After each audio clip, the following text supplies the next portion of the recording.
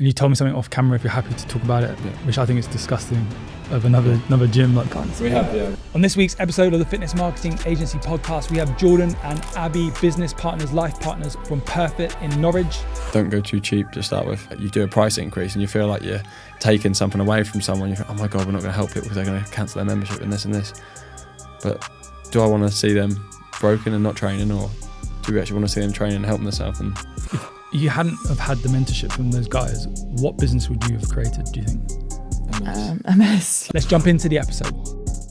Jordan, Abby, welcome to the Fitness Marketing Agency podcast. We'll go into your backstory in a bit and we'll talk all things about your business, but let's just get an overview, business name, where you're located, business model. Yeah, cool. So thanks for having us, firstly. But yeah, we're based in Norwich. We're a small group personal training gym. Our gym's called Perfit. The business name is called Perfit Fitness, but Perfit actually just looks cooler. So we stay with that. And that's pretty much what we're running, yeah. Abby, how many members roughly do you have, and then the price point? So currently we're around 160. The price point ranges from 18499 to 29499. Excellent. And team? So we've got a team of 5 full-time, 3 part-time. The two full-time within that are me and Abby, then 3 full-time coaches, and then another 2 part-time coaches with a part-time creative. Soon to probably go a little bit more in terms of full-time, yeah. We'll go deep on that creative person, and because your Instagram consistently just pumping out great content. But I want to, for everyone who's watching this, I want to visually show what your gym looks like. So I was at your gym recently. Can you just talk through the different rooms, the layout, the kit, what the setup is and everything like that? And then we'll visually just overlay it on top. Cool. Okay. Do you want to go? No, cool. So okay. So we originally started with just the one space for a small group personal training, and then from there we've extended now to next door, since obviously adding various amounts of members and everything else and confidence to actually go next door and someone moving out. So we've got 2 sides basically that run a 6-to-1 model. The goal is obviously to get to a point where on the hours we're running like 24 people within a session with 4 coaches running a 6-to-1. And yeah, basically within both sessions we run the conditioning sessions, we have run clubs that come in, but various on the hour basically we run the small group PT from 6 till 8 in the evening, yeah. And then large group? Yeah, so the large group is within the space, but we don't actually run that on the hour every hour. It's like dotted around different sessions. So there'll be like 2 large group session offerings at 6 a.m, 9:30, and 7 p.m. We really want the focus to be more small group because we know from a background from where I had, we had basically a massive problem with people just chucking themselves into really fast classes without doing the strength stuff. So we know actually putting them at certain times actually forces people to be like, right, I need to actually do this, and that's the only offering they actually got. Yeah. And then we have 3 run clubs in the week as well, which is one of our part-time coaches, and he used to be, what does Jake Yeah, so he's done a lot of triathlon at a very high level. So and is that members only? Or members only. We do a mixture of tempos, intervals, and a steady run, so a bit varies throughout the week. Yeah. You're HYROX affiliated? Yeah. And what component of the program is sort of designated to that? So only the last couple of weeks we've actually changed it to HYROX names, but before that even it was base for HYROX because we have the strength, the conditioning and the running, which is all the components of HYROX. So even though it wasn't specifically HYROX, the training would help you do one. Yeah, so effectively what Abby's trying to say is that it wasn't actually called HYROX, but we've actually now moved it towards that and actually put specific sessions within our conditioning offering, which we have around sort of like 16 sessions across the week. 3 of them are now specific to different parts of HYROX, where if you are training for that, which we've seen a massive uptrend obviously in HYROX building up, and also within our sort of community with like 5 people making world champs and all these sort of things, it gives people the option to actually push people towards that and be like, right, this is what it means if you are doing HYROX and understanding like your pacing or whatsoever, but then also from just the normal sort of average Joe who just wants to come in, mental health, lose some weight, aesthetically be around a cool community, train with their friend who is doing HYROX. They might not care too much on that, but they can still come into that session. So it's basically still for everyone within the gym. Yeah. Nice. What are your roles in the business? What do you do sort of day to day? You can go, Abby, yeah. What are the roles? So I'm more... it's a big list. So we haven't actually got like specific roles. Sometimes we feel like we overlap as well, but that is because we're together all the time. But I'm more base operations, so pay, rota, events, any member queries, anything that pops up really throughout the day. And then you're more sales, gym I've definitely ownership? gone more sales sort of the last sort of year, obviously since being with FMA, because that's not something really we used to do too much apart from on the gym floor or organically. So so I'll be now amongst coaching the team, a lot of stuff with the team now, which has probably been neglected for a long time because I was probably too busy coaching on the gym floor. But yeah, sales, looking after things, looking ahead, giving Abby a big list of things I don't want to do or things she needs to do, and really just looking at like what we're doing and how the members are and different cohorts and around everything else really. Yeah. So off camera, Abby, you're saying in the last 12 months you've only come into the business. I always worked since the gym opened like 3.5 years ago. Always, it just got a bit too much. So I was doing basically what I'm doing now, but just like what I could do alongside nails. So yeah. And then you switch in full time. Yeah, we just got to a point where we were like, the reason we have the business is to like have a better life eventually. Whereas I'm still doing like nails. You're basically doing we can't then like go out for a days, coffee to make the day nicer. Like, because I'm then full on beauty. And then trying to juggle both, right? Yeah, so it made sense. Cool. I've got a ton of questions about the business model and everything that's happening right now. But let's go way back. How did you both get into the fitness industry? Yeah, so for myself, I got into the fitness industry through just loving sport. At school, captains of nearly every sport I could get my hands on if the school allowed me to. And then from there, really playing football and everything else. Having a twin sister made me very competitive, so I've always wanted to be sort of like better than her, having one up. So that's literally even more competitive than anything. But from there, done a few jobs. Wanted to actually join the Marines. Was like the sort of goal when I was at school, because I always got told that I was going to be basically a waster, drop out, not get the grades I needed to, not be able to go to uni and all these sort of things. So and obviously everyone's dream is always to play football, which was like sort of half there, but it's like I never really actually pursued that, or actually could have pursued it because I wasn't good enough anyway. So just put that in there before anyone kicks off. But yeah, so from that point, done my courses and everything else. The goal was still to join Marines. Got super fit, really got into fitness. Got my first job. Started earning like money with that, but crap money. Met Abby. So that's why I didn't join the Marines. Had to have a jaw operation, all these things. Got into PT, won a football bet. That was the big turning point. You told me that story off camera, which is mad. Yeah. In 60 seconds or less, just tell everyone the football bet. Yeah. So I won a football bet on the FA Cup. So I'm a big Chelsea fan. My cousin played for Norwich. Went to a Norwich game. They were playing Chelsea under 18s. Saw that game. Then sat there on the Saturday. I think this game was on the Tuesday, but then the game was on the Saturday, watching Chelsea. Going to sit down there playing Bradford in the FA Cup. Had £1 in my betting account. Didn't even know that at this point, but it was 25-1 for Bradford to beat Chelsea. And I saw the lineup, some of the players who played against my cousin. I thought, they're good players, but don't really fancy them. So I just thought, right, I'll just put £1 on it. Then I saw a few other games all away from home, like Man City and various other teams who were playing at home. So I bet against all them 5. And then, believe it or not, I was actually really frustrated that Chelsea were actually losing. But at this point, they were winning. Went to pick up Abby from work because she was ill that day. Got to her dad's. He's a big Leeds fan who sort of laughed at the door, and I thought, something's not right. And then he said, Chelsea lost. And I was like, oh my God, I think Man City were losing. And then he was like, went through the scores. And then suddenly like the shakes hit, and I was like, oh my God, I think I might have won like 16 grand or something. And it turned out, I was just shy of like 16 grand off £1. And then here we are, and from that point it sort of changed, gave me sort of the confidence to actually just go self-employed and then back myself for that for a few years. And because you had the money behind you. Yeah, 100%. So like got myself a van, nearly took all my friends to Ibiza, and then a few conversations with like a few of my mates. They're like, mate, like don't do it. Don't waste it. Yeah, so done van, kettlebells, loads of like sort of boot camp sort of stuff, because that was like sort of the thing then.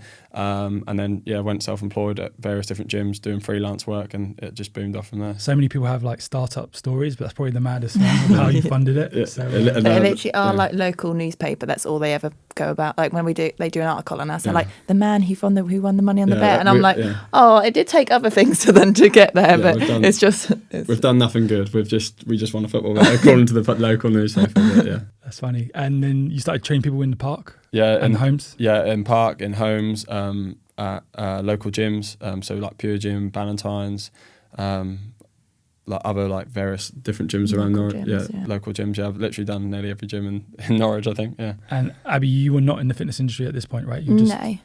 A beautician? Yeah, beautician from school for literally 7 years. Always had an interest. So I used to like figure skate when I was younger, and then joined the gym as soon as I could. Which is when we met. But yeah, no actual interest in pursuing it in a career. And then in lockdown, that's when we decided that I'd do my PT qualification, because I was always like coming to the classes, setting up the boot camps and helping out. So it just seemed like it made sense. And then when we opened up the gym, it was good having me as a role within the gym as a female. Going forward. And you're juggling both the jobs. What year did the gym open? So this would have been 2021. Coming out of lockdown? Yeah. Coming out of lockdown, so 12th of April. Yeah, we signed the lease still in lockdown. Yeah, and then that was funny, yeah. and then done it out. Let's chat about that, because a lot of people in the industry retracted. A lot of gyms went out of business. Yeah. A lot of people just did nothing and stagnated. Why did you decide to pursue the lease on the gym as a bigger risk, because all gyms were shut, right? So we were looking. So we've been looking for a while. We've been to every industrial site. Yeah. Looked at every unit, looked for the windows of every unit, seeing if they were going to pack up, even if it wasn't even online. We'd just go around, that was our weekend sort of thing. We'd just drive around industrial estates within a mile radius from where we live. And we'd look at that, and it would always be the case of one would come available, we'd speak to the estate agents, I'd go in there, bring them whatsoever, and they'd literally just sort of wave you along and be they just saw me as a young sort of PT, really, you're not going to last there long sort of thing. That's probably more from the person who's obviously the landlord. So no one ever really took us serious, I don't think, from that point. You're getting rejection? Yeah, and we struggled. I never had so many rejections in my life. It's literally a case of we literally got to the point where we're never going to get a unit. We're literally going to have to just do park stuff, or even we looked at down tent things and gazebo stuff, and just really weird. And even the unit we are in now, that took almost a year to go through because of COVID. Yeah, no one could come out. Then there was all leaks. It was like a pool in there. But I think it was COVID actually made us. I think COVID actually made us stop, and we looked at it. And obviously Abby was super busy with her beauty stuff, and I was just busy.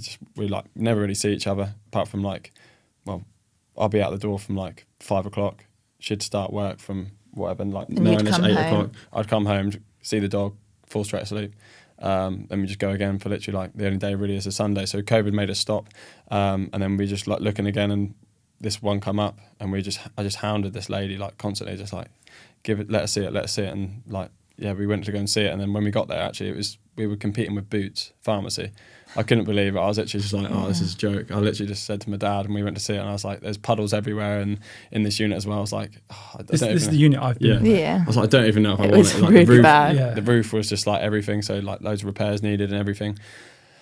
And it took ages to go through, but Boots actually pulled out, and we just literally got a call saying no, this is yours, and we just went with it, and then we literally just got the unit, and then we signed the lease, and this was still COVID, so we didn't even know if we were coming out in a month or 10 years. I mean, we thought life was pretty much over at that point, but I'd already ordered the equipment as soon as they pretty much gave us the go ahead, and the lease hadn't been fully signed, and all the equipment turned up in my dad's workplace in our living room. We sold our sofa to get all our equipment in, and through lockdown, literally half of Norfolk was asking if they could rent our equipment off us, and we set up loads of sessions online on Zoom, done free sessions, done paid sessions for a $5 for people who just wanted to train, keep fit, loads of mental health sort of stuff. Yeah, we ended up with 800 people on our email list from it. So over that many people done our classes over lockdown. It was literally crazy. And just in our living room and then in our garden, we were just setting it up, and that was all new to us, Zoom, who'd have thought, do you know what I mean?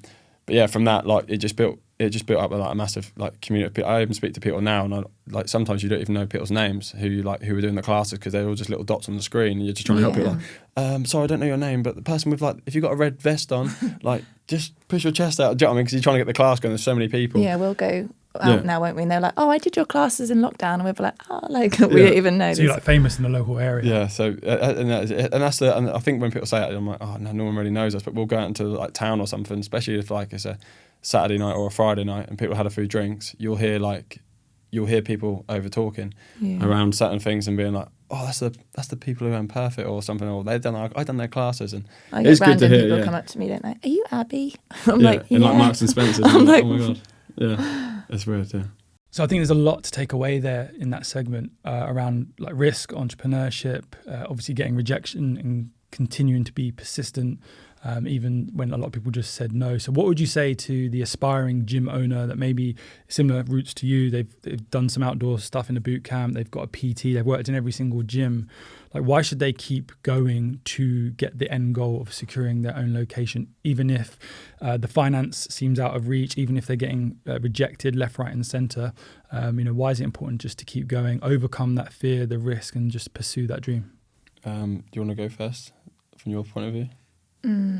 Well, I've never worked in a gym, so I'm trying to, like, from your point of view, you had never had like your own brand, did you? No. In a commercial gym, but yeah. So from my point of view, because I thought you might see it differently, but from my point of view, I think it's more of a case. I think if you're in the fitness industry, it can either be you're not getting paid too well, or if you're working on your own, it's like you can get paid really well, but you have no life, no time. I sacrificed like loads of friendship groups, football, sports, banter with friends, and you like pull yourself away from everything. And I think the only person I'd really see is Abby, and that's like be lucky to spend 15 hours a week. So it's more of a case of actually like having some freedom, and it doesn't even need to be financial really, but it's actually having some freedom. If you want to have a family, you want to have a life, even only now recently, since having the business within like 9 years, I've only started going back to watch like football games, and the biggest thing is always like I want to go and watch Chelsea games with my dad, even though we've been losing. Like, do you know what I mean? It's like it's been brilliant. So like for anyone who's in that point, like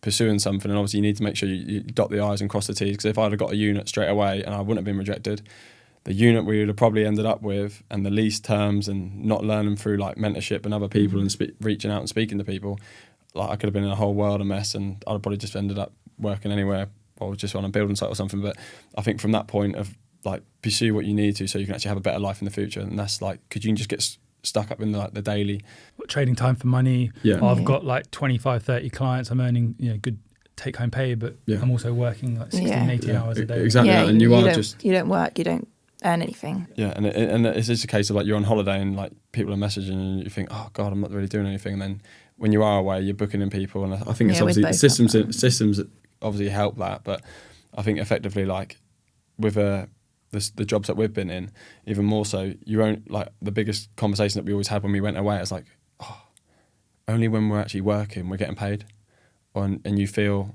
like a sense of like, oh, this is good. You feel like you've done something good because you've been at work and you've earned money, if that makes sense, and you can pay the bills and do whatever. But I think for where we are now, we know the business is always running, and obviously the point of like we've got some freedom, we can go on holiday, and the business is still there when we get back, and everything else. Yeah, so let's switch it and talk, Abby, like from your standpoint. So at this point, you're sort of dabbling in helping out Jordan in the business, but maybe you're not taking any money or anything. You're just doing it, through the love of the relationship. What was your mindset towards this? Because the reason I'm asking this question, there's so many successful PTs out there who are capable of much more, but they hold themselves back. But more importantly, their loved ones, spouses, parents, whoever, hold them back as well. And really, they're holding them back because they care and love them. So my question is like, did you believe in Jordan, and did you see the vision of what was like possible as well? Yeah, definitely. Like I'd say even my role now, I almost did alongside what I was doing previously. It was more, I gave up that so that we could have a bit of a life outside of the gym. I've always seen how busy he's been with clients, how, I don't know, you just got to be that certain type of person. And we struggle now with that with staff, finding people who are like Jordan. So yeah, I've never had any doubts around the business. And Jordan doesn't really you don't care about risk either, which a lot of people, especially when money's involved, they wouldn't take the risk, whereas you would. I'd always be like, oh, I'm the realist, like let's just sit back a bit and just think this through. And he'd be like, oh no, let's just do it. And I'm like, okay, but I think that's actually how we've ended up where we are because of that. Yeah, because what I see is like one person in the relationship is entrepreneurial, they want to sort of push forwards, they have all these like amazing dreams, but then their spouse just holds them back, and then end up doing nothing because they can't make a decision. So the fact that you're aligning on the end goal of producing this business to not only help more people but to obviously help yourselves as well is great. I hope people watching and listening to this take inspiration from what you've built. It's really, really special. So let's go back and talk about your teams. So can you just like name them and then their actual job roles in the business and what they do? Yeah, so our full-time, we have actually got a new team currently, so they're still finding like their roles. So we have 2 senior coaches, Ben and Jack, who have only been with us like a couple of months. So they're still finding their feet, but Ben, they do the coaching, but alongside that, they've got their cohorts of members they look after. And then Ben does a bit of the programming for conditioning. And then Jack's now going to look into going to a bit of sales. And then we've got Quinell, who's one of our junior coaches, and he just mostly does coaching currently. Then we've got our part-time coaches. Yeah, and then we've got part-time coaches. So actually, one of them I'll turned out to be my best mate, and Jake, who run club, like brings so much to the business, like the passion, the energy, everything else. But he's like full-time in a bit building business. So, but for him, what he brings in, I know I wouldn't like recommend having too many part-time coaches because you want people who like really wear the badge. But for him, it just makes sense. Like he just brings everything to it. He'll be in sessions when he can train. He'll be there. And then we also got another part-time coach in Darren, who's leaving the army. So yeah, potentially a full-time coach coming in there, but like really brilliant coach. Let's touch upon that full-time versus like contractor, because what we see a lot is a lot of gyms try and copy what commercial gyms do, where it's like, hey, come and like PT your clients inside of our gym, build your business and brand in our gym. You can do it for free, but in return we want you to teach a few classes. So why did you not go down that route? Yeah, just from working in so many gyms and seeing how it like cannibalizes everything, what goes on inside the actual gym for the brand, I knew like that wasn't going to be what we wanted to do. So from that point, it was like, you either come work for us and be part of something like really cool, or you can just be on your own and just feel like you're fighting against us, really. And even I say to like the other coaches now, like as well as they work for us now, like their personal brand is massive, even though they're not working for themselves. So what they actually bring to the business and how like the clients look at them and members look at them is huge, because if they ever go anywhere, it's like members do follow a certain person or whatsoever, but in terms of actually what we bring to the business and everything else and what they can actually get paid and have a sort of more financial free in terms of not just money but time, in terms of what they can actually get in their life, rather than just feel like, right, I'm part of a gym and I don't get paid that well. But then, or on the other side is, I work for a gym, but I pay them a massive lump sum, but then, no one actually comes in to see me. I have to go and try and find these clients. And like we all know, like PTs don't last very long in the industry, like 9 months, if that. Do you know what I mean? I've met people who apply for jobs and everything else. I'm like, I reach out to them through when we're hiring everything else, and they're already left the industry doing like, I don't know, estate agent or something. I'm like, Jesus Christ, even gave it a go. Do you know what I mean? So it's just we knew that from that, what we wanted to build and how we wanted to go is like, it's employed only, and we want people to actually be part of something rather than the brand. part of the brand. Yeah, massive. Yeah. Let's talk about the product on the floor, the customer service, and then the programming. So how does that work? Who's in charge of it? What are the rules? What are the foundations that you've built around that? Yeah, so the product is mainly small group personal training. If we probably tore it all down and started again, we probably would have just done more of that. So we have like a condition offer as well. And then through various price rises, we're now sort of coming away from people being able to basically just chuck loads of junk sessions in across the week. But yeah, predominantly small group personal training. Can I stop you there? Yeah. Is that because it wasn't working in the business model, or is it your beliefs around like people maybe over-exercising or just doing overtraining? Overtraining, massively. For basically a younger demographic, and then also like probably a mum coming back to fitness, like just true burnout, like an injury list basically just going up and up and up. And now it's like, rather than seeing 25 people injured in a month, you're seeing like 3. So like people just going red line every session to the max because they know you can get more for money. And we make it too easy almost. You come in, it's programmed, the coaches are ready, they want to come and be part of the community as well. So they're just coming too much because they just love it. So it's like nice, but it's not good because you just know they're overtraining. Are you educating them when they become a member about the importance of not overtraining? Yeah, so this is now I think because when we came out of COVID, it was like everyone was doing I was doing 3 sessions a day for free for people. And now it's like, right, the membership started at like $149, and people were obviously coming to the gym. They thought, wow, if I come to the gym and I can do the conditioning classes and it doesn't really count as a credit, I can come like 7 times a week and then I just do my PT around that. Do you know what I mean? I was like, and then they weren't building their condition around their PT. They were building their PT around their conditioning, and that's where we had the problems. But we've changed things. Yeah, it's been a massive change, and then even just price increases and just us reiterating all the time and sort of pressing on people a little bit more, like, look, this isn't like what you want to be doing, then actually saying that if you actually just try this for the next month, and then they say, oh yeah, I do feel better. Oh my God, I don't fall asleep at my desk at work. And I can be the best mum for my kids now. And my partner doesn't get annoyed that I'm out of the house every evening of the week. Do you know what I mean? It's like, people don't know until like you actually just sit them down. And I think now, having the bigger team, it helps massively that we've got the time to actually run like the cohort stuff, which we do in terms of like, if you're in my cohort and like for you, Ben, like you're training too much and everything else, I'll just like, I'll brush on a session, but then I'm doing small group, and David didn't really want to hear about that. And that's a bit personal because you've got loads of stuff going on or whatsoever.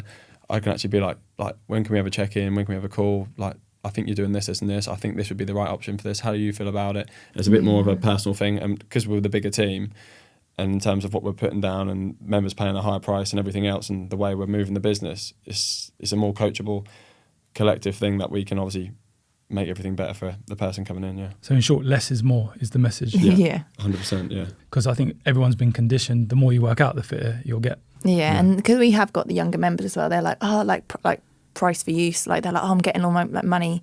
I'm like, no, that's it's almost the opposite. Wrong way to look at it. Yeah. And I think another problem from like, I think for probably what other gym owners do, especially for gym owners who train a lot, and like for us, like we're now like competing at HYROX, and then if there's a run race, we're trying to do it, and we're trying to inspire members at the same time. But then also because they see us training, it might be your first week, but because you know I train 6 times a week, you're like, well, I should train like Jordan because he looks like that and he's doing world champs. And no, like there was a point where I like trained just 3 times, and I was like nearly scared to go in the gym, and I'd be like headphones in. I was like, "Oh, that guy's big." Like, no, I'm not using that, mate. Do you know what I mean? So it's just understanding like everyone needs to start somewhere, and I think people come in, they like just red line things, and again, like you just don't want people getting to burnout. You touched upon it a second ago. So did you see your retention rates go up because people were not pausing membership or leaving because they're injured?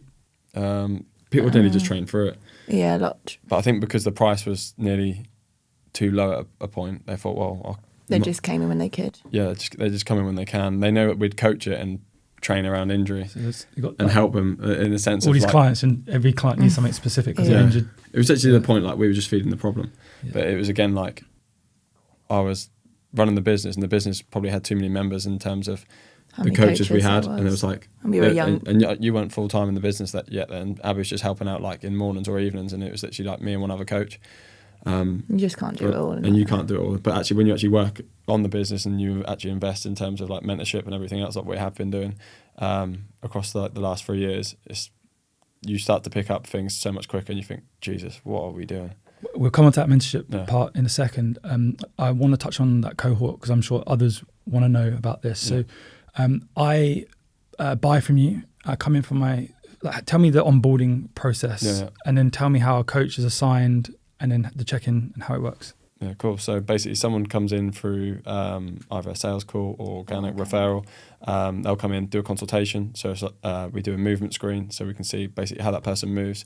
And it's not like, I think when people, they can throw these words around a bit too much, but it's like, effectively we want to get someone in the gym, make them feel a bit comfortable, depend on where that person's coming in from. So say like if someone's a little bit nervous or whatsoever, we get them to actually come in on a time of a small group personal training session what's not too busy, and I let all the other coaches know this person's coming in, even a few members who have been, and like they see some smiley faces and straight away they come into the gym, they feel welcome.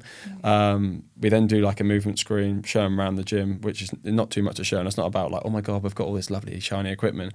It's more like so when they come, they're confident on where to park, where to put their things, the water fountain, just things you get anxious about on your first session. Because these are the things that people worry about. For us in the industry, it's very easy. Like we can go into any gym and sort of hold our head high and feel comfortable instantly.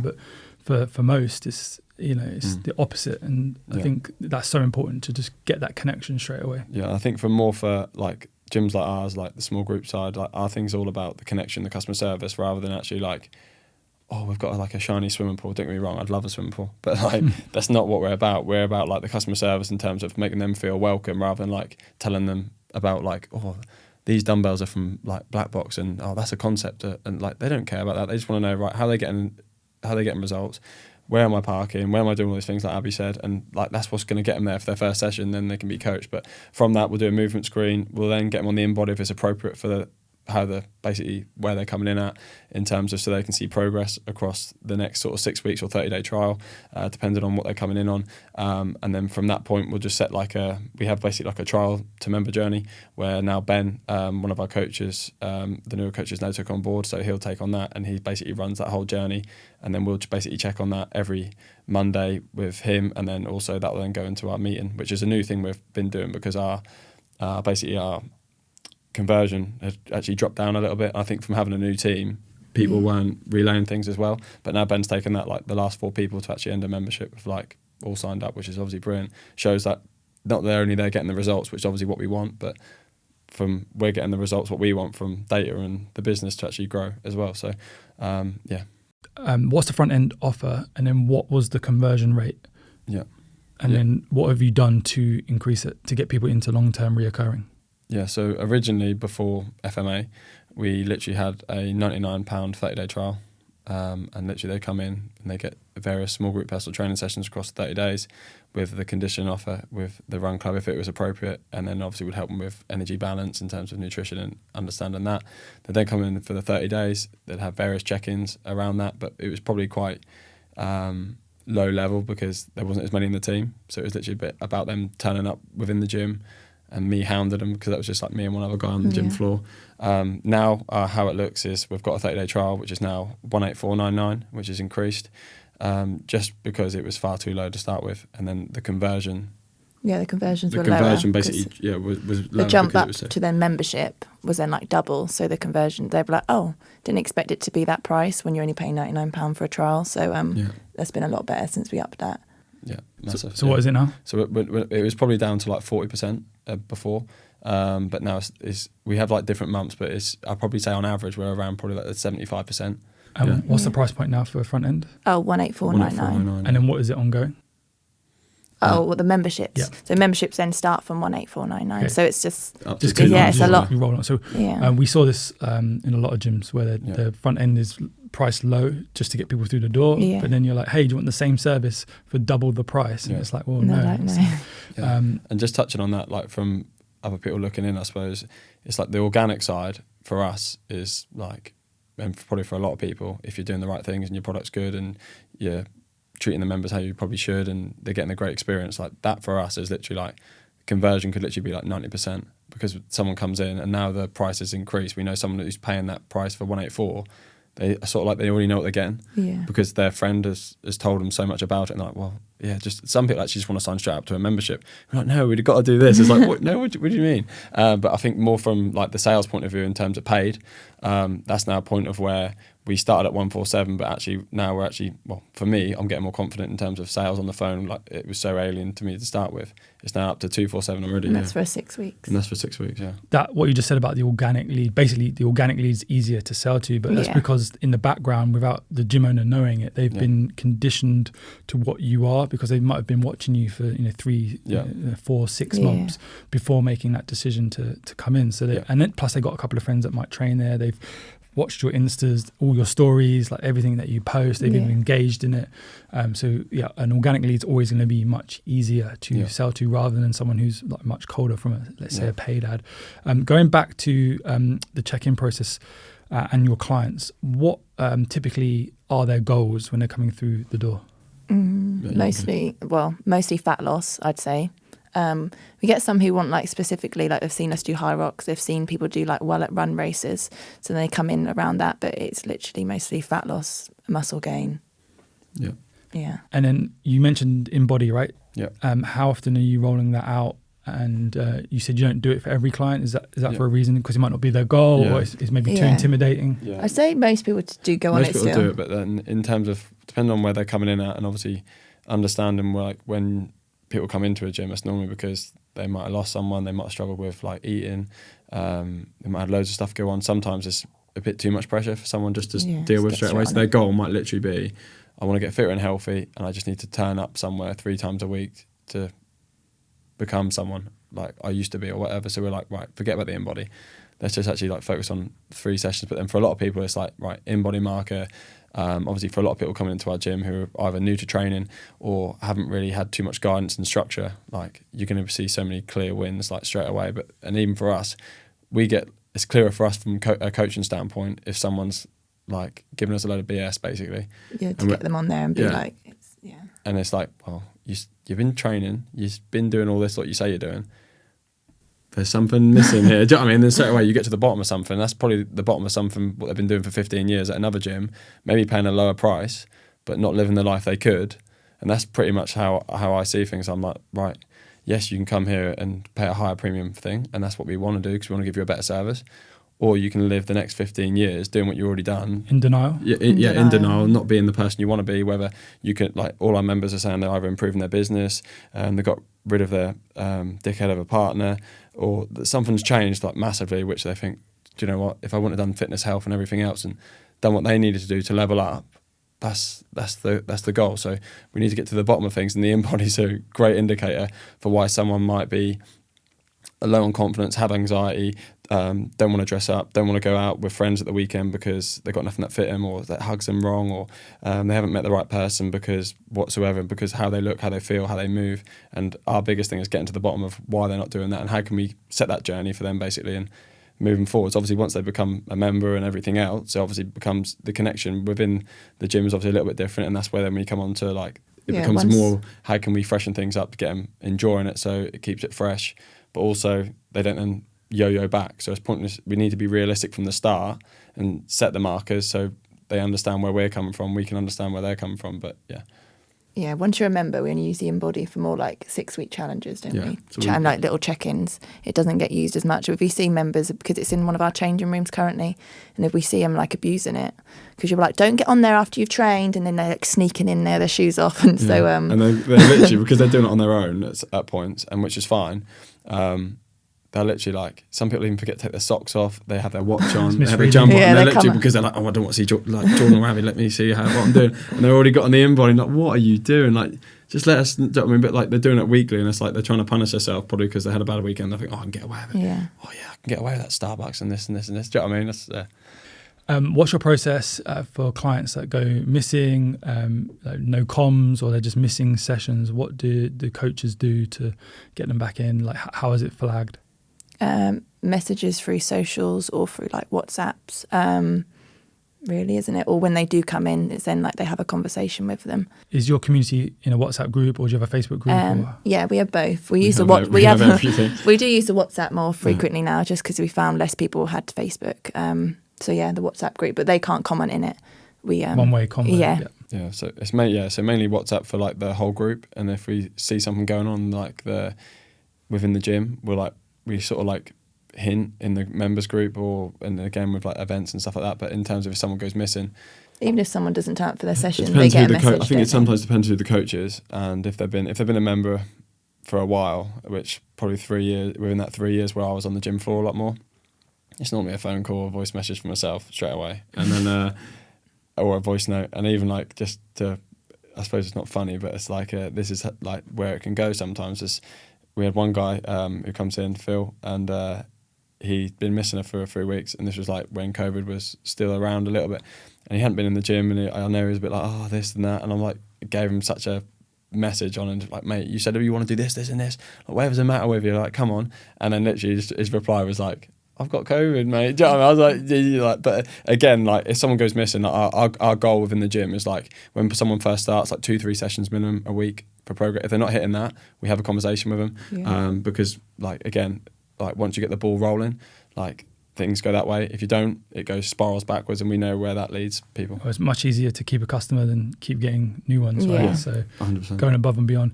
Let's talk about mentorship. It's played a massive role in your journey. So can you sort of just delve into who you sourced out and how that relationship works? Yeah, so I'm part of the gymowner network, which is it started off through the PFCA with Ollie and Jens. So even when back in lockdown, I was with just Ollie then, wasn't it? Yeah, I was still a PT. I was speaking to Ollie on like a regular basis around like I want to get a gym, I want to do this and everything else. And obviously it's escalated a lot in terms of what it is now. And then they've put it into different groups with like boardroom and things like that. So you're more around people who are not asking questions I was asking maybe 3 years ago, which obviously helps for people who not like are above, but it's like you're in a similar situation of like they're having the same problems with their team, with pricing, with all the questions that go on ahead and you think, oh, it's a stupid question. Someone else asks it and like you're all like bouncing off each other and you think, oh, no, it's not just me. And sometimes I think you can get caught up a little bit. So in terms of mentorship, yeah, I've been doing that for like a good 3 years. And then obviously mentorship with yourselves now as well, which has been a godsend really. Like having everyone who I can just sort of bounce things off. And normally a case of like, I sort of just go through my normal day and then I'm like, oh, if you're struggling a little bit or you might get a little bit emotional about things, which is business is up and down as everyone knows, and you're spinning various plates, it's easy then just to reach out to people or even just see what you can do or just go back on something and then you think, oh, there's nothing actually to worry about, where a lot of people will just be like, probably just jack it in through not having mentorship, but actually having coaches who coach me and look after me and then look after the team because I'm feeding basically everything back. Constantly. It is like, yeah, it's brilliant. I think it's very easy for successful PTs to be like, oh, I've got a full book of clients. I don't need to invest in like PFCA or further education. It's very easy for gym owners to be like, oh yeah, the gym's doing okay. It's coasting, you know, I'm got everything locked down. Yeah. I don't need to invest in mentorship because everything's perfect. What would you say to that PT or that gym owner? Why is it important to stay connected to a higher level group and get advice and get eyes on your business from someone who's not in the business day to day? Yeah, pretty much. You're only seeing it through your lens of what you're looking at and what you want to look at. Probably is the thing that there's loads of things you're probably avoiding that you're not actually looking at, and there's probably loads of frustrations within your own business, but it only comes up when that time actually comes up, which could be a holiday and you think, oh no, I'm not getting paid, but like if you had probably a mentor, they'd have probably said like you need to do X, Y, Z to get to this point. So actually when you're on holiday, something's going on in your business that you're more organised and you can enjoy the holiday rather than sit there probably in a frustration point and then when you get back and you just carry on with the stuff. But yeah, I don't know if you want to add. I find in business that we have like a really good month and we're like, oh, this is amazing, like we're doing so well. And then the next month it all just goes terrible. So like having the mentorships there does just keep like, let's have a look what we can do to then get back on it. Yeah, I agree. Like even same in FMA, like 1 month smashing it, next month you want to burn it down because you think it's like falling apart. And I think that's every business owner goes through, the peaks and troughs of running a business and entrepreneurship. Jordan, that's excess money. We could use that to go on holiday, or we could use that to pay off the mortgage extra, or we could use that to do X, Y, Z. Like, what was your mindset, towards that? I never really mind the money being spent because I know how much it helps him, like in his headspace. I do have times where I'm like, if we're not using it because we are doing well, I'm like, oh, like that's quite expensive. Like, do you think we need that? But then by the next month, I'm glad we do have it. So I don't mind the expense. We kind of just, that is just something that comes out and we don't look at it as something we could have spent on something else. But yeah. If you hadn't have had the mentorship from those guys, what business would you have created, do you think? A mess. A mess. Yeah. Honestly, like, I think it would just be like a similar thing to where I see so many other people, they create something or they copy something and it's not them, and you just go down this rabbit hole of like doing PT here, trying to charge more for here, and the service and what you build and all the dots and crosses that you should do are just basically not done. So you just get yourself in the right pickle, and that's why people, like we see it in our local area, like gyms go up, gyms go down, gyms go up, gyms go down, more like local sort of side. And I always, from when we first when we first signed the lease as well, I just knew from that point of like when we started getting a bit more serious and then we started taking the mentorship and everything else, I'm like, I'm not going down that road. And I think more so it's like my own pride. It's probably what I picked up from my dad. He like runs his own business and everything else, and I seen him from not probably having any help, and they sort of just ran a business for 40 years. It could have been massive, and he knows that. But people didn't do the right thing at the right time. Spend where they should have spent.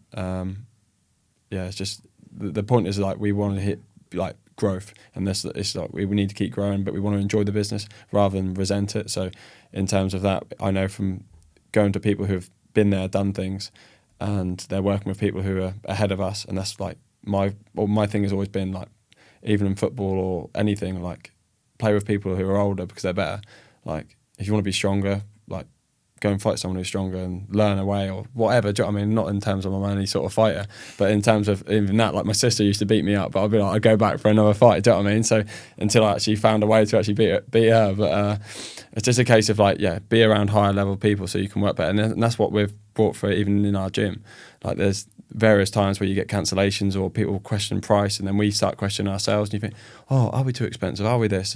But so many members always go on about like, oh, we love the community because there's high level people there who want better, who speak like this or who work like this, and we connect with them, we resonate with them. They go to the same places, they eat the same places, they pay this for money.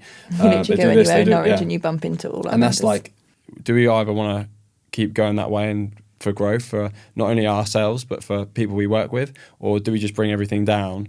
And then, in my words, I think it just becomes a shit show. And like you've got some really good people who you're helping at times, and then they're not really too into it now because of X, Y, Z. So I think through I know I've gone on a bit of a tangent there, but I think from just having a mentorship, like you can straight away just grab someone who's like at a higher level than you and just pick their brain or be around them. And even if you don't, they might just say something and you think, why have I never thought that? Get there faster. I think my takeaway from this is like, don't have any regrets, because I guarantee as gym owners listening to this, been in the industry 10, 12, 15, 18 years, and their business could have been so far along right now if maybe they tapped into some help. I think, they probably just haven't invested like at the right times, because if you've got like money pressures, then you're going to want to cancel things that are going to cost your business. We've never overspent.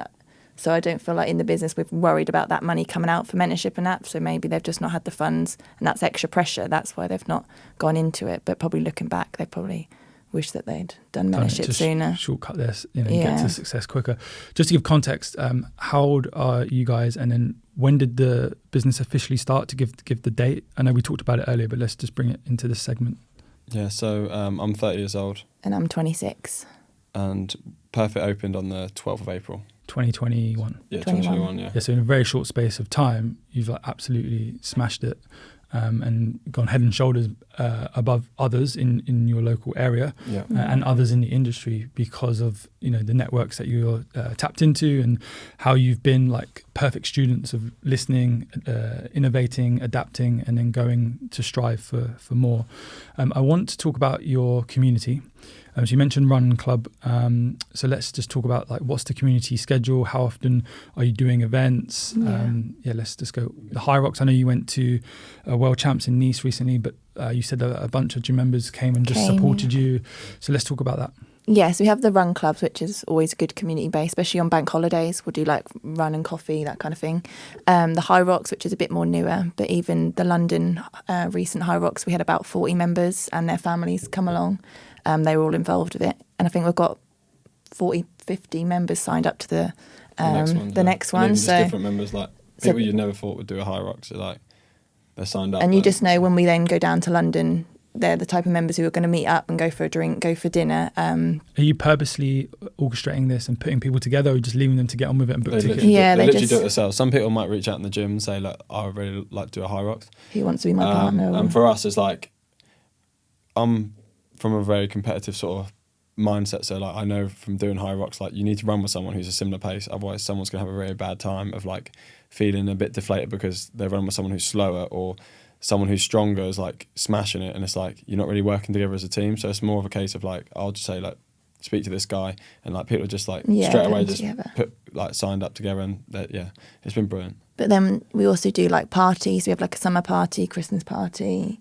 We do games days. What else do we do? Just like even at the weekend. Didn't you have a pizza van out front? Yeah, we'll do like events, and we'll get like pizza van, people cooking out the back, ice cream man. Like a Friday session, we call it like a Friday throwdown, and we'll have like ice cream man 40 plus members always, maybe sometimes 70, 80, especially now with the new side.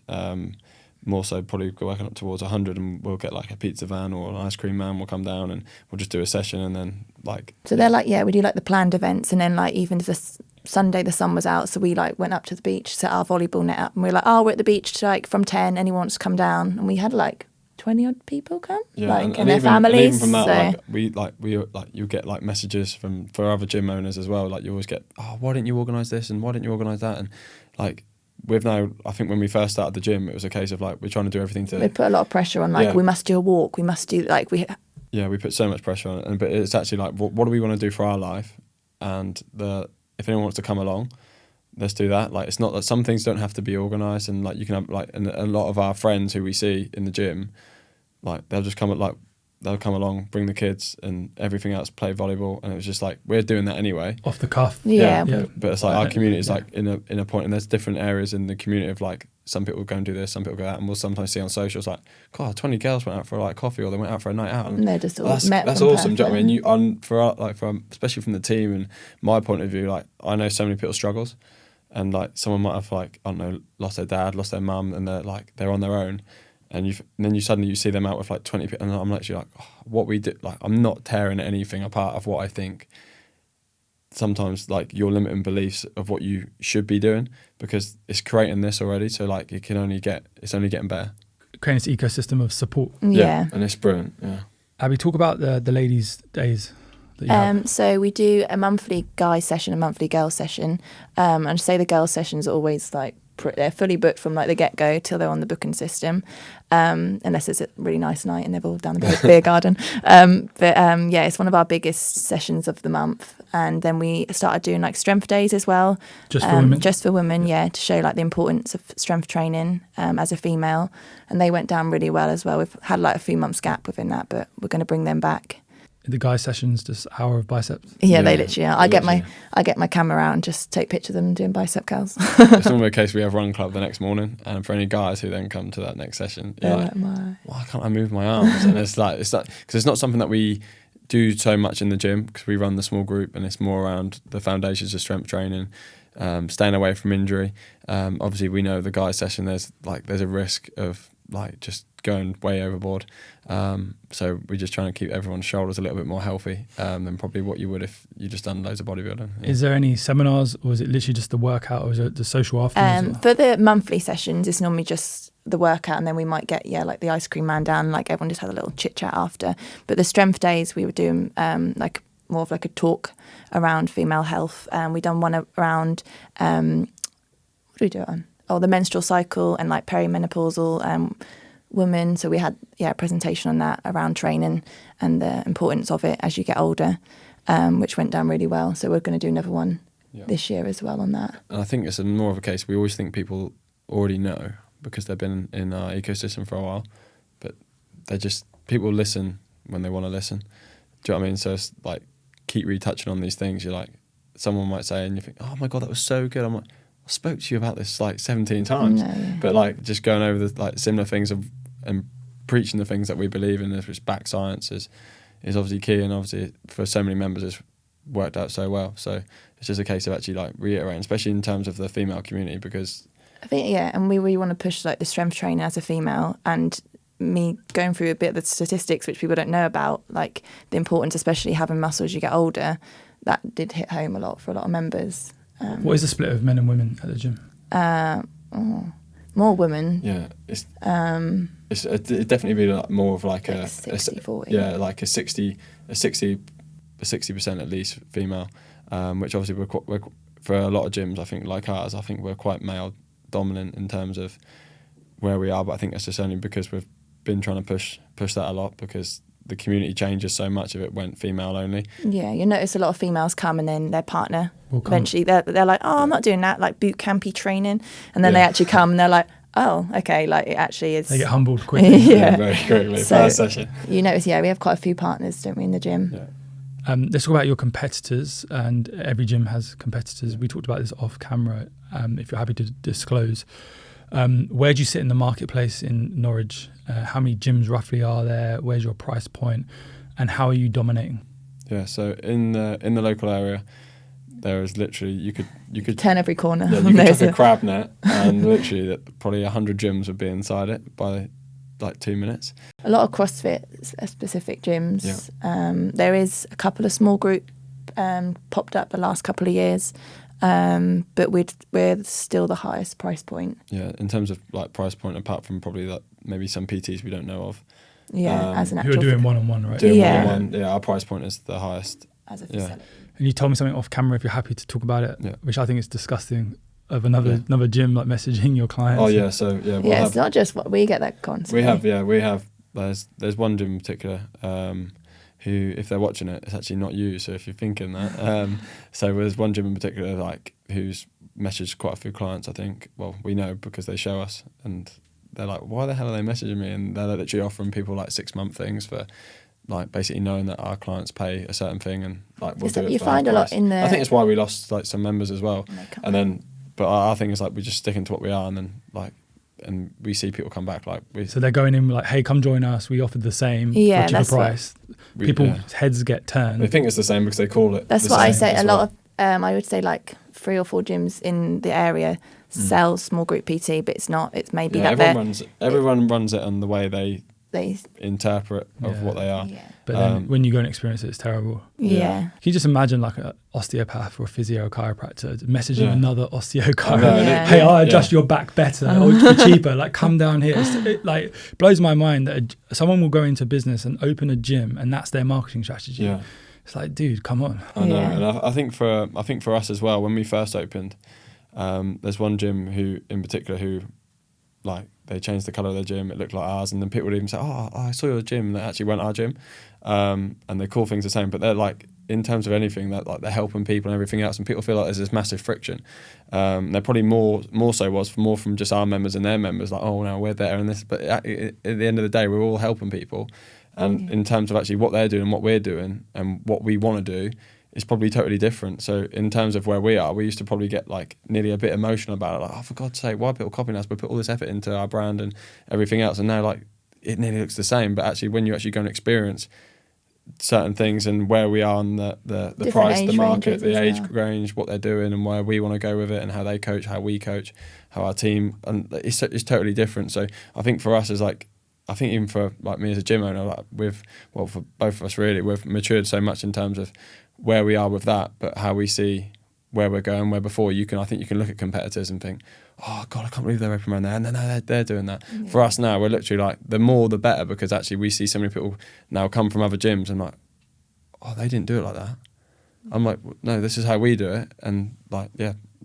Same with us at FMA. Like, I'd say weekly, I have FMA members come to me and they say like, oh, that company over there, they've like got a podcast room just like yours now, but they don't do podcasts. Or this guy is like completely ripped your website. They've even taken some of your pictures. Or these guys are like copying your exact strategy. And I'm like, cool. Like, they won't be able to innovate or keep up with us. Like, we have a full team of 30. Like, we're fucking... Maybe I shouldn't swear, but we're like head and shoulders above. We're like Premier League, and they're like semi-pros. I know. Yeah. Like, you even want to play like Premier League, what's the European league? My head's gone. Champions League level, or you want to play like semi-pro level with that company down there, and like your mindset towards it. You said it off camera, like, just focus on yourself, right? And just keep building, and it's very easy to get distracted and worry about what everyone else is doing. Yeah, I think it's more our members now. They're like, have you seen this? Have you seen that? And we're like, we literally don't even. Yeah, well, I think you care to a point because you're always looking at competitors of what they're doing, and it eats up a little bit at you because they either message or you hear this comment. But the thing is, you've got to remember, like, a lot of the stuff that probably goes on is like, it's so much Chinese whispers around, and someone's always trying to get a reaction, and someone's always jealous, and someone's always doing this and that. But at the end of the day, they're probably just trying to earn money like we are, trying to build a business, trying to help people. But obviously, it would be a lot nicer in a normal world if people just actually just stuck to what they believed in, rather than like, oh, we believe in that now because we've seen it works, rather than like, oh no, you believed in that before, but oh, you've seen us over here, and now, do you know what I mean? So every time we make a move, like, the moves just follow, but in a different way, if that makes sense. And it's not because of their beliefs. It's maybe like, oh, we see Perfit and we think, oh, we're going to copy what they're doing because we believe that's working, and not because it's what we stand for. Yeah, exactly that. And I think from us, I think we've spoke about so much and had so many things, even with team members and my family and like your family, and we speak to people who are like members and everything else, and we always go, oh, like, you get to a certain point and like, we believe in this, and like, are we doing the right thing? And like, is this like, is it me, or is it like, because you might get to a certain point, like we said, like Abby said earlier, like the business sometimes up here and then sometimes it's down there, and then like, you're like, oh, bloody hell, it might only just take like Chelsea to lose a couple of games. I'm like, oh Jesus, a really good kick in the teeth now. And then you just speak to people who are on a bit of a higher level of business, and they know what you're doing is like totally like right, and if you made any changes, yeah, I do this, this, and this, and you sort of like take it on board. And the same with like mentorship, and you speak to like people like yourself, Jens, Ollie, and then other people within the mentorship, and definitely longer time doing this. Like, you know, you'll have an up again. So when we're having a bad month, I'm like, right, we've been through this a lot of times now. Like, you just know. And I think even how for to get out of our it. growth recently is still been trending up. Yeah, but a bad month, you're probably being harsh on yourself. Yeah. Like Yeah. we are. Like like a bad month, I will throw all my toys out the pram and like I said earlier, like just burn the business down. Yeah. But really, in reality, to what's going on in the marketplace and competitors, Yeah. like your bad month would be like their best month ever. Yeah. Or we'll look back on like last year's. Yeah, well, before we never we're set, like, we oh, never set okay, targets like, for yeah. data, did we? So No. now we have data and targets to hit. we go off that as a bad month. We're actually like, oh no, we've actually increased by like 50%. And your expectations are always super high, right? Yeah. And you're striving for that. So let's talk all things marketing. So what was your marketing strategy before FMA? So before FMA, it was literally a case of coach well in the gym, give the members a good experience, and post on Instagram something shiny, something that looks good, put a trending song over it, put a song over that I like or is going on. So I don't know if the World Cup was on, we'd probably put like some sort of like England song on, or do you know what I mean? So just to get people looking at our stuff, because that's all the stuff I'd done before was like, even me like headbutting my phone, like, come on, who wants it? Like, why are you not motivated, sort of thing. It was all organic, was literally just face the camera and just in posting, really. And events, free events, bring a friend, like anything member based, organic we could think of, really. And that worked to a certain level, right? Yeah. And then you just don't get the constant flow of inquiries. Yeah, I think for a lot of our members, we've had a lot of members even for like 2 years, 3 years, same community, same friends. There's probably so many people who, again, they know our price point, they put themselves off without even trying it, which is fine. Like in a year's time, they'll say, I don't know why I sat on the fence, which is fine, and we see that a lot. But then I think for many people, they try, and finding new pockets of people.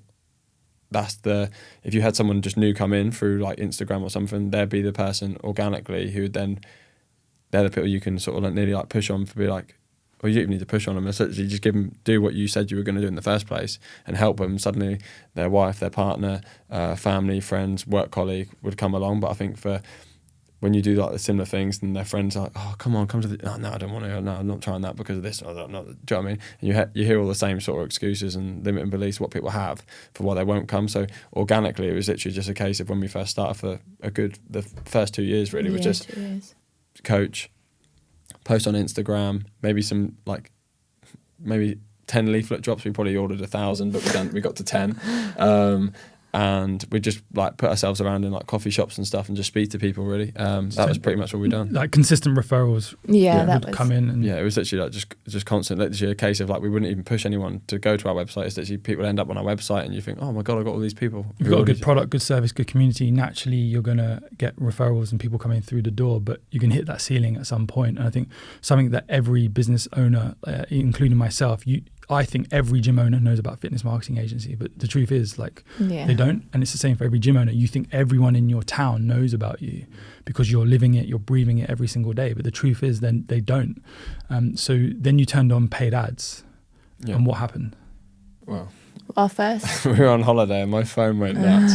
It was literally okay. I didn't know what was going on. That was last summer. Yeah, so just before last summer. So yeah, we turned on paid ads, and like again, probably for everyone else, you don't think you're going to get the leads what you think, and I wasn't ready for it at all. Hadn't gone through as much of the sales training I said I was going to before I turned on the ad, and literally as a case of I didn't really wake up because I was like, oh my God, Liam, Joe, Julie. I was like, who are all these people? Do you know what I mean? And then suddenly you start reading all the things, and it just it went mad. You just got like a constant flow then. Yeah, a constant flow. I say they weren't it was the first campaign was overwhelming, but then after that. Yeah, and I think the same for everyone who turns on ads the first time inside FMA communities is like the most inquiries they've ever had. You then obviously from that signed up a bunch of clients, and the business jumped in terms of client numbers and revenue. And you said to me, it then gave you the confidence to expand the facilities. So what size was the facility sort of before FMA, and then what's the size of the facility now? Yeah, so it was around like 2,000. So we've got like obviously like the changing room bit and a bit of like they include a bit of like the car park at the back, which we use for like an outdoor training space. So like 2,000, and then now someone moved out next door. We were around like 100 members then. It's increased now up to 160 through that short time. And literally it's a case of someone moved out next door and we had the confidence to actually be like, right, we actually need to take this, because if we don't find another unit, we get the rejection like we did in the first place, we're going to hit a ceiling, and it's either just a massive price increase to grow in terms of revenue and everything else, or take this on. Then like this gave us that confidence to be like, right, it was a no-brainer. We didn't even really think about it, did we? So it literally is identical size. So Identical double the size. yeah, so 2 to 4. And you much. knocked the wall through, right? Yeah, wall through and then just a bifold separating them. Yeah, we'd have never done that, I don't think, in the first place. We were looking for actually a bigger unit, weren't we? Yeah. And then this unit come up, and we wanted like similar to like the March On sort of thing of HQ, what they got, where it's a big sort of canvas and you could do some conditioning here, you could do the PT here, run your groups 1 to 6 or whatsoever. And then actually like the unit come up next door, and actually the idea of all we've done is put a bifold door in, which just took a bit of planning and everything else. We used our own community for like building works and everything, which is brilliant. And literally we run a small group this side, small group that side, which I think personally helps so much more in terms of where we can now dictate where new people maybe start, or we can push people into certain sessions. We can run 2 different types of sessions. The gym can be set up a little bit differently. The music can be different. Then for like conditioning and community days, We've we've then just got opened like it a up. giant space, so it works well. Which is brilliant. The only downside to that is that you just can't see everyone at the same time. So we'll have 2 coaches on, like one watching this and one watching that. But it just breaks it up that you're not just watching, like when a small group personal training session is going on, and obviously you're trying to engage with everyone all the time. But obviously if like your mate's over in the corner with another trainer, and it's like, people are like getting distracted a little bit, which is great for like the community aspect. But in terms of actually them getting a great hour session, not so great. So actually having that room, and people know that, well, you're either in there, you're in there, room 1 or room 2, bosh, here's the session. And it's just so much more flexibility and variety around our program at the minute. Let's talk about the digital creator that you've got on the team. So first of all, what's the handle for the business, and then your personal Instagram, so people can check it out? We'll flash them up on screen for anyone watching this. So it's at Perfit Fitness, and then at Jordan Hipperson, and at Abby Cossey. I have to remember her name. That's ABI. Everyone always gives her something or spells her name wrong, or a card, so it's ABI if you're looking for Abby. It's our content creator is Joe, and he was actually working 3 days a week for us to start with, and then he got a job opportunity in London, which he's been doing. So currently he's just with us a full day, and then comes in for events. It's enough to keep the Instagram popping with content. I'd say and then like for any event days he's not there, I'll just go on the camera and get videos and that, which is not. So me and Abby do quite a lot. You'll stay behind on the girls session and take videos. So we just kind of like, and because we've got the nice camera, it's not that hard to make it. But you're not doing it from phone, you're doing it from a stories phone, but on the actual page is camera. And what's your content strategy for posting on Instagram for the main business page? As much as possible.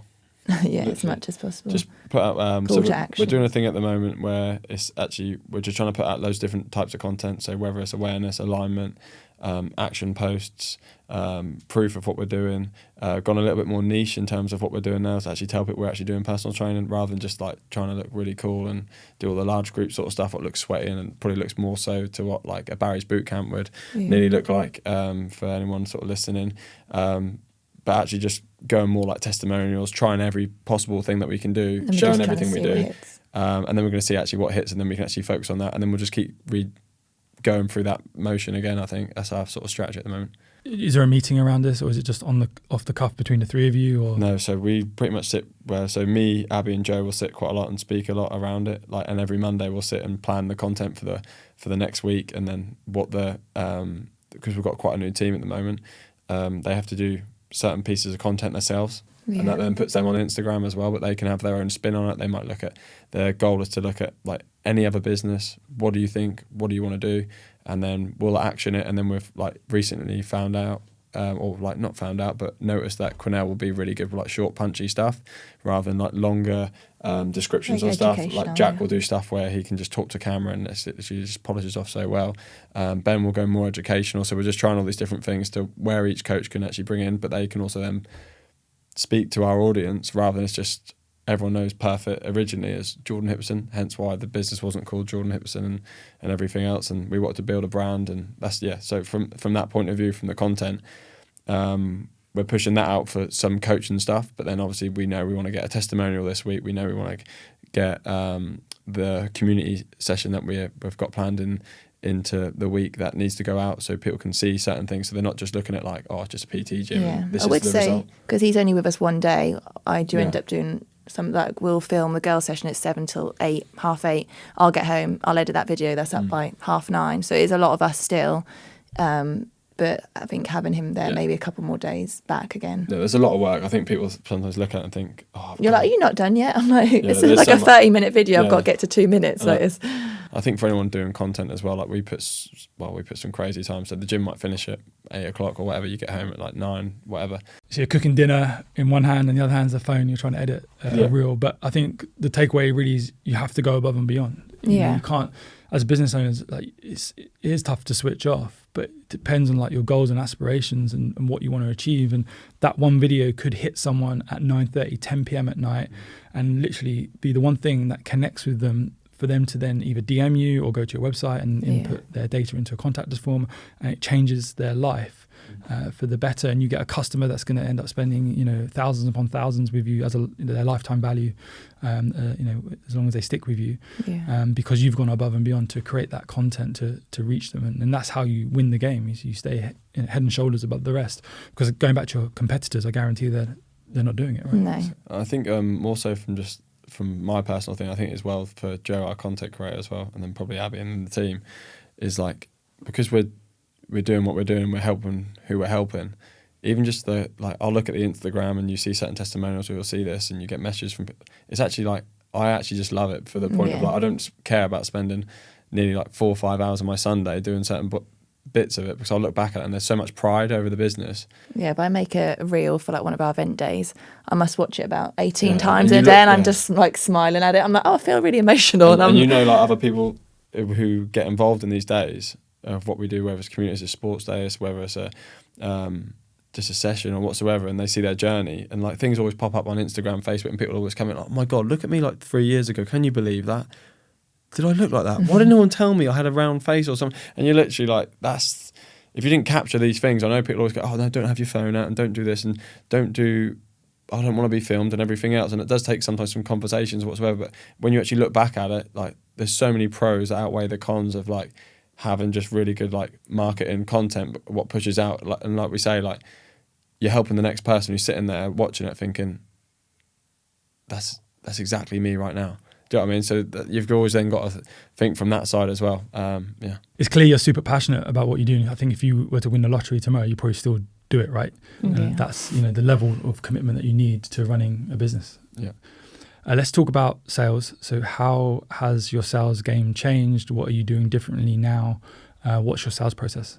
Yeah, so the sales process now is obviously we actually structure in terms of what we're actually going to put out. So our organic stuff pretty much still runs fairly similar to what we used to.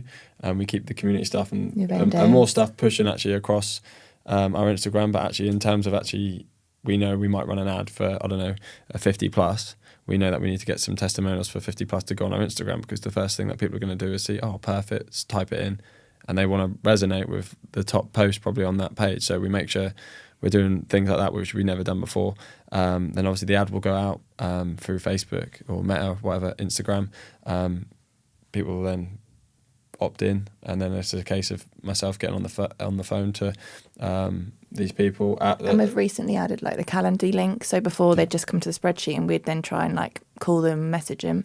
But now that they can actually book in a call, that's worked better than we thought actually. Yeah, it's like it saves so much time, because normally you're trying to find someone at the right time to pick up, and sometimes you'll do 2 hours of calling and you might get everyone pick up, which is great. And then the other time you get no one pick up. So now actually like you have like certain calls, even like on the way here, like I said to you earlier, like we had a call with someone who I tried to get in touch with the other day, but she booked in a call and she had a meeting, but then straight away, because she was already in contact, she felt bad whatsoever, and then straight away on the phone driving here, that had never been the case. It's normally just waiting for someone to turn up at the door, or you're just trying to ring through, but actually you've got active people waiting there who you can call and obviously sell to the gym to actually change their life, which is massive. obviously you've been selling fitness for a long time as a PT. What is different now in your sales process and your sales mentality to like what you used to do versus what you do now?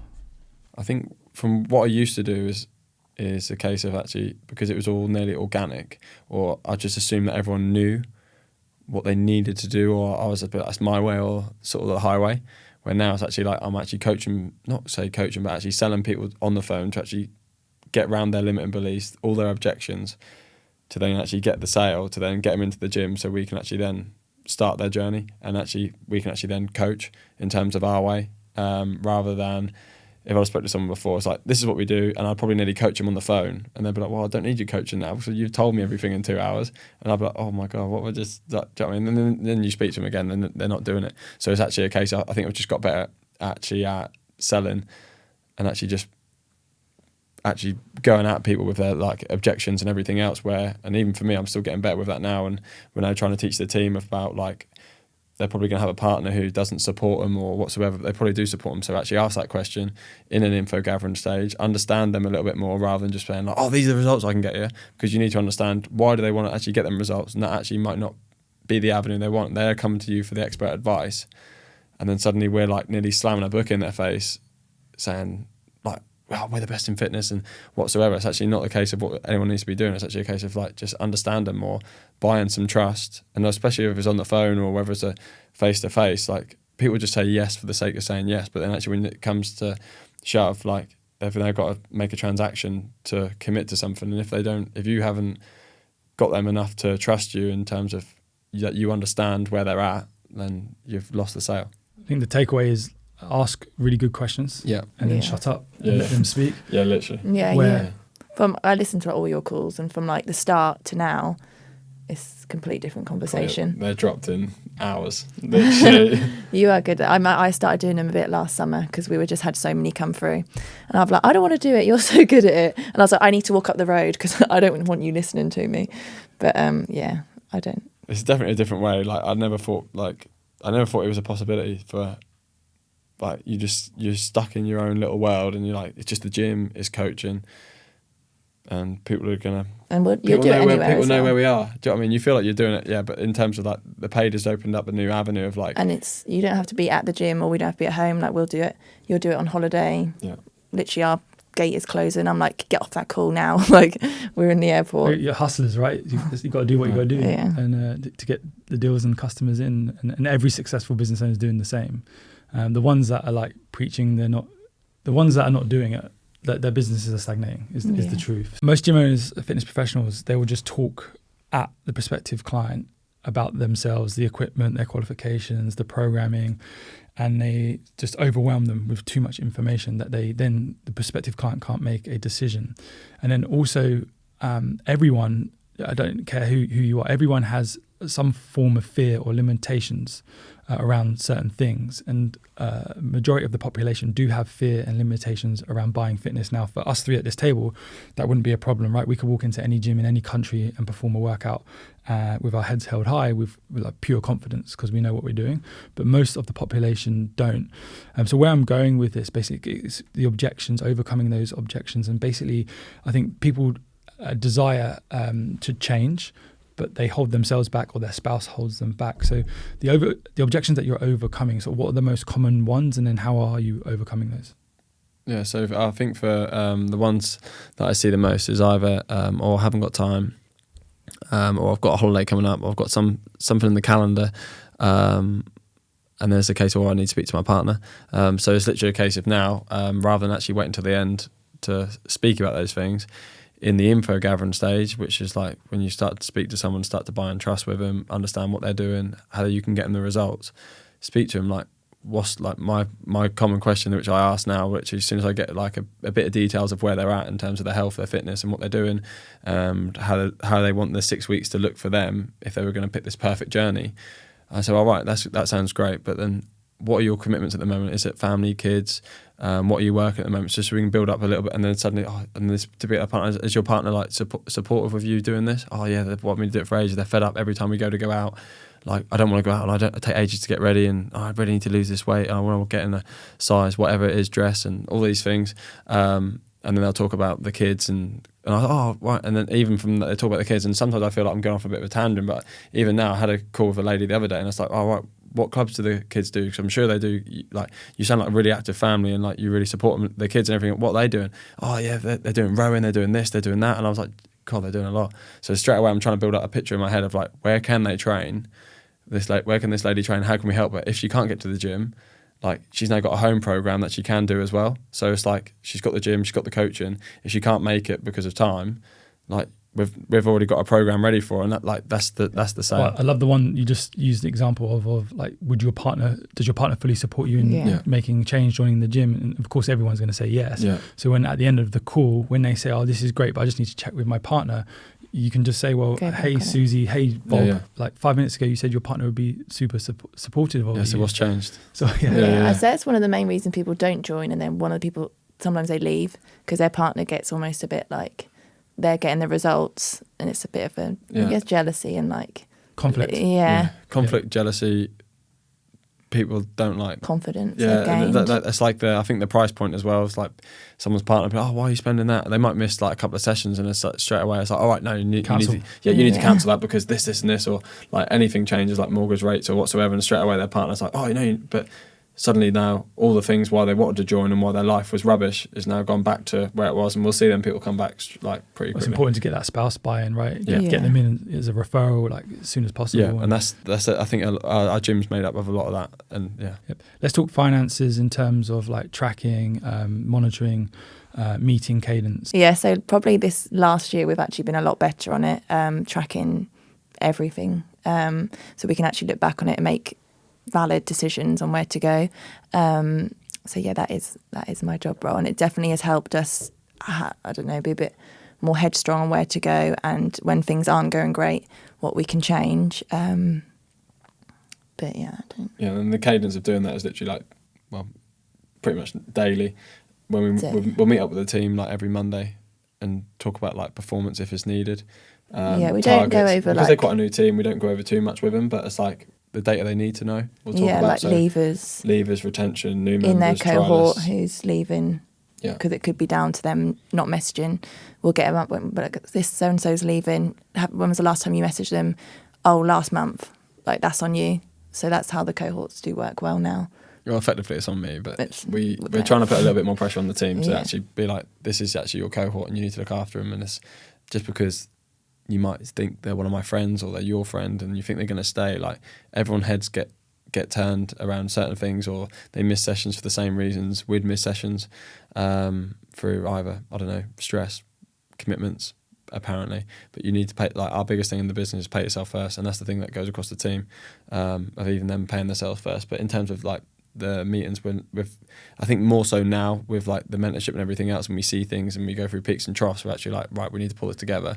What are we not doing? Having enough meetings. Why is that? Oh, because we're quite a new team, we didn't want to put the pressure on. But now it's actually like, we've just changed it recently, and we have like I have a weekly meeting with every coach on their cohort, who's doing well, who's not doing well, the people who are doing well, what's the trend, and then who's not doing well, what's the trend. Add that together, speak to the team across that as well. Someone like yourself might be in my cohort, but I don't actually train you at a certain time that you come in. Right, are we going to switch any members around, or is it a case that we just need to feed off different members, because as soon as he changes, like, are we just going to keep passing it along?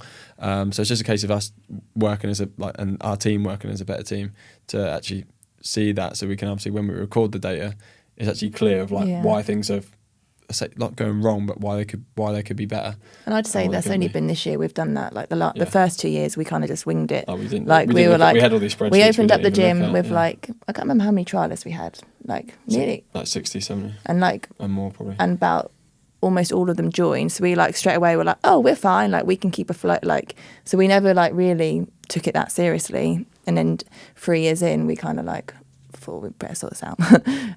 Got a bigger team, and it needs the figures to it.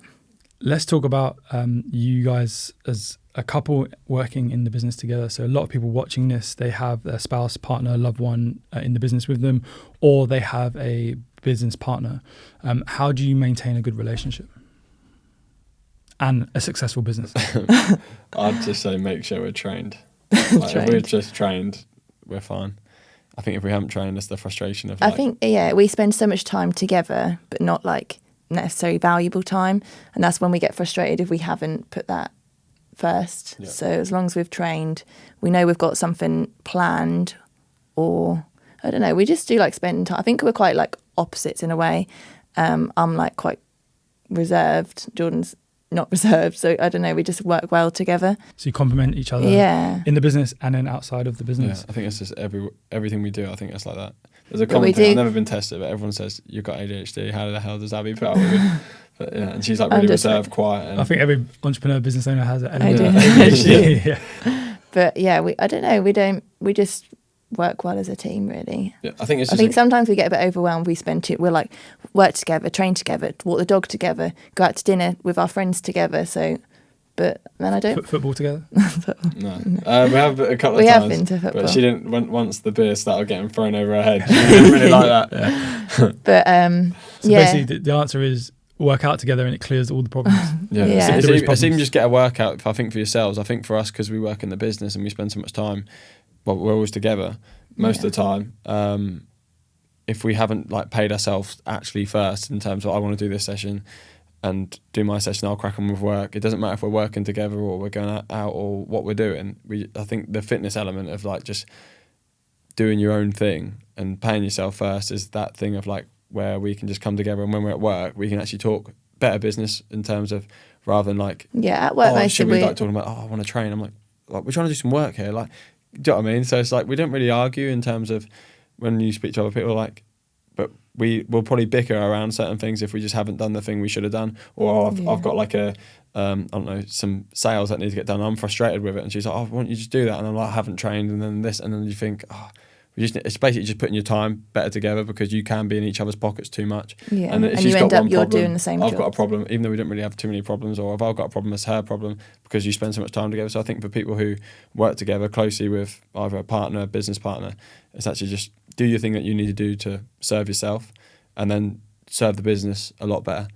Because that's the biggest thing. Like so many people, you just bang heads with each other and you'll clash and you'll do all these things that you just in your day that you could have got done, but you didn't get done because you didn't do the one thing where you just prioritize yourself for that small amount of time where then you could literally you could change the business inside out probably within a day. Put your mask on before you help someone else's. Exactly that. But, we don't actually. I don't know how, but we're just very chilled. Thanks, Amy. What are some of the mistakes that you've made that you want other gym owners to avoid? Don't go too cheap to start with, because you have to then tear everything down as such to then go again. And hindsight with model, like you never know before you actually start how, I don't know, who the members you are going to get, how they're going to train. So probably in hindsight we would have had a slightly different model with the conditioning space. But I think more so for us, I think like we're open to it for a lot of members as well, and they well know like our interest is like it's not only just the pride of the business and what we're trying to do and trying to help people, but it's actually like we want to see people get results and long-term results. It's not just about a quick fix and then clear off. It's about, right, what do we need to actually set the foundations to, whether they train with us or someone else? What have they learnt from us to push forward? And a big belief in what we've realised is we set the membership up in a point of where people could do nearly unlimited sessions in terms of condition work, in terms of like a fitness class, still do their PT and learn that, but it just got like to a point where people were just redlining everything. So I think for us, from a point of view of what we've learned in the business, which we didn't realise, is that have a cap on a certain amount of sessions that people can do, and then look at what they're actually doing. Because when we actually looked at it, the injury list went up through people who were abusing basically the sessions where they weren't at that level to do that type of fitness, or they're just doing it wrong basically. Load. And you can't train like that for life. Like, do you know what I mean? Like Usain Bolt doesn't train the way he did for his 100-meter sprint. Now he's finished. He's just probably trains to keep in shape. So it's like, what's your actual goal? What are you trying to do? And just obviously we built the business because we wanted to help people. So like, what is the price point? What do they need to be doing? And go with it, because there's be so many limiting beliefs around what people think you should do and what you shouldn't do. But effectively, you're building a business to help people, not to break people. And I think for a small minority, like people would abuse it and think we were helping them, but we weren't. And we'd say that to them, and like you do a price increase and you feel like you're taking something away from someone. You think, oh my God, we're not going to help people because they're going to cancel their membership and this and this. but do I want to see them broken and not training, or do we actually want to see them training and helping themselves? And I think that's our But biggest also, thing. if the economics of the business are wrong, like the only people, everyone else is prospering apart from the business owners. Yeah. And you're putting all this energy, effort into something that just doesn't work. Yeah. And it's, as you said right back at the start of this podcast, like a fitness business will open its doors and then 3 years later, it's gone. Exactly. Yeah. And there's going to be changes. And I think for any gym owner or a PT who's going to be looking at things, like there's going to be so many changes. Like you might get to the top of the mountain, you think, and then you need to change something because you realise that's either the next point of growth, or that's the way the business needs to go, or that's the way, changing the business or whatsoever. Like, and that's all just part of the journey. And that's, I suppose, that half of it, the excitement and the stresses of having a business. But yeah. Let's talk all things HYROX. So you decided to become an affiliate. Why and when was that? And then your own HYROX success, and then how these members have, you said you're taking 40, right, to London? Yeah. Yeah. You can go with that. You know the dates of when we signed up and everything. Yeah. We only actually came affiliated like 3-4 months ago. We already had members who had like competed in a few over the last year or so. We did our first in Birmingham this year. Was it Birmingham? Manchester. Oh, we got them. We done our first in Manchester, and that's when we qualified for World Champs in our first race together. And then since then, we've both done a single pro each, and then competed in the World Champs in Nice this month. Yeah, that's good. Which was good, yeah. It's good. Didn't know what to expect. We had no idea what we were getting into when we turned up in Manchester. And actually, I think the shock of when we went out on the ski. Everyone's oh my God. What was your time in Manc and what was your time in Nice?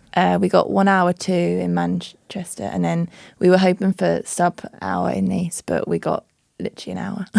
So 2-minute improvement last year in HYROX. That was a tough day. It was very hot in that stadium. You just learn so much from it. I think more so the reason why we chose to do that avenue, we didn't want to go down that road too much and change, because it was like, it's like feeding that condition thing of like what we've always said, like we don't want to just go down that road. It needs to be strength, it needs to be small group, and then we went focus down a lot that road more because it's fun, it's exciting, and people actually, we saw the people who in the gym who had signed up to it were actually now focused on their strength more, and they're running more, and they had just a better focus. So away from the in-body and aesthetics, and the reason why a lot of people join the gym to lose some body fat whatsoever, is like it brought up a massive community thing. It brought just so much more of a focus for people to actually just turn up to the gym 3-4 times a week again. And even if they already were, but just with a bit more purpose to actually like what they're doing. With the HYROX training, we do make a big effort to like the importance of strength training with running and conditioning for injury. So that is a big focal point. So we don't just push people into conditioning and running because it's HYROX focused. Well, there's a trend going. It's actually a case of like where you're at in this stage of your journey. This is what you need to do. These are markers that you may need to hit. And our, like one of the goals as a coaching team is to keep injury lists as low as possible. The retention as high as possible. Yeah, exactly that. Thank you for coming on the podcast and pulling back the curtain on everything you're doing. You're making big strides in the industry in a very short space of time. So I appreciate you sort of telling all. I highly recommend that everyone just gives you a follow so they can sort of keep tabs on what you guys are up to. So what's your personal Instagram again, and what's the business? So personal at Abby Cossey, and then business Perfit Fitness. And then for my own is at Jordan Hipperson.